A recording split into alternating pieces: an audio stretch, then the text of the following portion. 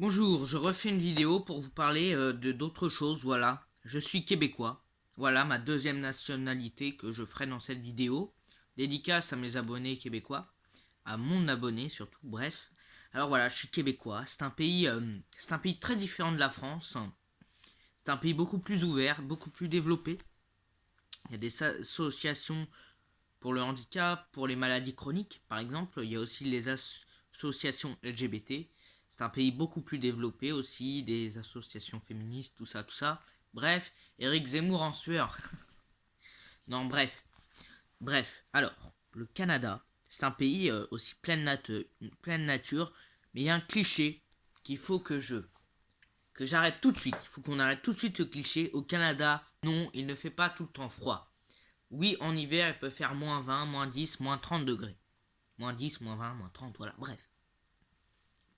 Mais en été, il fait chaud. Cet été, par exemple, il a fait 50 degrés à une période au Canada. Hein, surtout vers l'ouest, je crois, bref. Le Canada, il ne fait pas tout le temps froid. C'est un pays avant tout... voilà, c'est un pays, le Canada, où c'est un pays un peu plus industriel, bon. Euh, voilà. C'est un pays aussi où il y a aussi des grizzlies, des orignaux, des, des auréoles, des auréoles, je sais plus comment ça se dit, des auréoles, enfin je sais plus comment ça se dit là. Punaise, j'ai perdu le mot.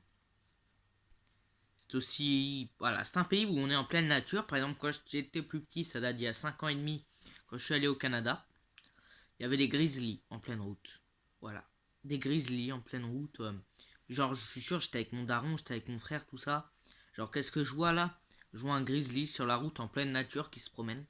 Si je dois citer les avantages du Canada, c'est que c'est un pays où il y a globalement peu de monde. Voilà. C'est un pays où, bon, il y a quand même peu de monde, c'est globalement accueillant, il y a un taux de criminalité assez bas. On va pas se mentir.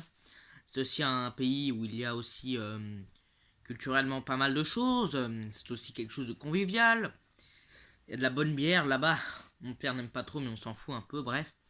Il y a aussi comme avantage la pleine nature. Comme je vous dis, on a vu un grizzly une fois, on était en voiture sur la route. On a vu aussi des orignaux.